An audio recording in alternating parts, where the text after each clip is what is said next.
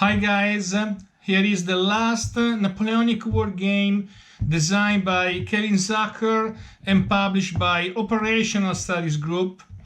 It's a simulation that deals with the entire Danube campaign that took place in autumn 1805. Austerlitz was obviously the final battle that allowed Napoleon to defeat the Third Coalition composed of Russia, Austria, England, and other minor countries. Let's have a look at the box. In the center, you have a picture belonging to the painting entitled Le Croix d'Honneur, made by Richard Caton Woodville Jr. in 1912. It's interesting to highlight the French phrase "le sept terrain" that you can translate into English with the phrase "the seven streams." That was a nickname used to point out the seven corps that made up the Napoleonic army. On the back, you have some short historical descriptions about the battles of the entire campaign. You find all the components of the war game. The authors, please note Charlie Kibler, that took care of the maps and the counters. I'd say that the quality of the box is average. As regards the cardboard, please note the deformed cover box after only 7 days. So the box deserves 7 points out of 10. Now let's proceed with the analysis of the map birds.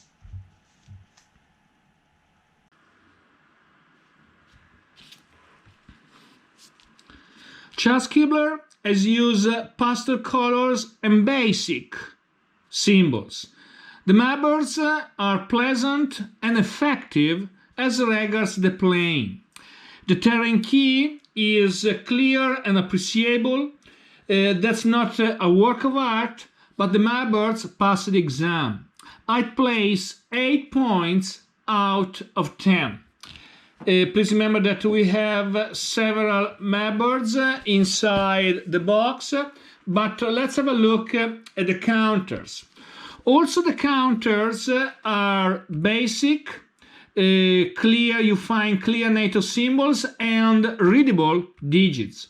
Usually, you find 3 digits: the strength, the movement points, the allowance movement, and at the center, you have the initiative rating.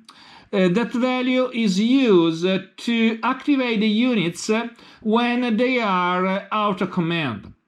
I don't like too much the brown color used for the Russian units, and by considering this characteristic, well, the counters deserve 7 points out of 10.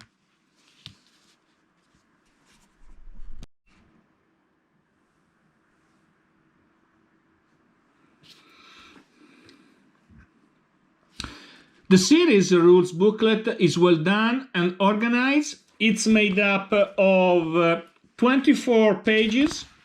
You find several colorful examples. It's a playing system based on the glorious Napoleon's last battles.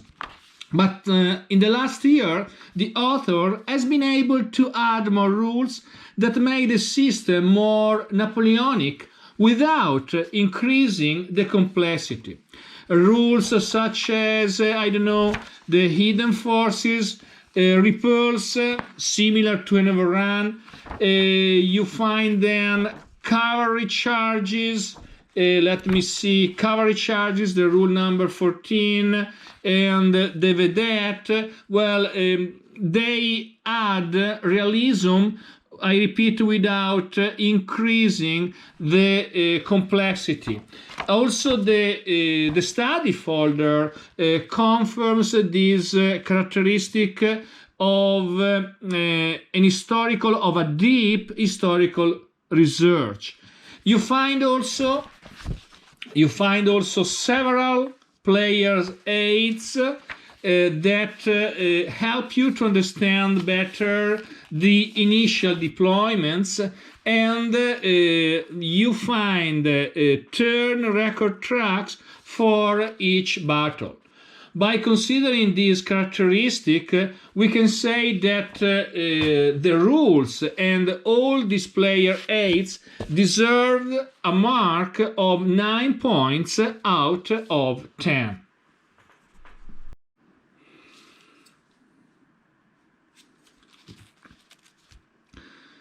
The cards represent an alternative to the traditional system playing. They should introduce the chaotic conditions of war and certain level of uncertainty. I cannot assess the use of the cards because I have never played the system by using the cards. However, we can say that they are well done, and it seems to me that they are not difficult for the system. So we can place 8 points out of 10 as regards the cards. Well, all in all, Napoleon's will passes the exam by considering all the marks that I have just assigned. Well, it deserves about 8 points out of 10, and in spite of a high price, please remember that it's a little pricey. The cost of this war game is about $98. By considering that you don't find a die, and also by considering the quality of the cardboard used, well, probably it's a little pricey. But in every case, this title deserves your attention and also to be played. Well, guys, I hope to have been exhaustive, and hope to see you again. Bye.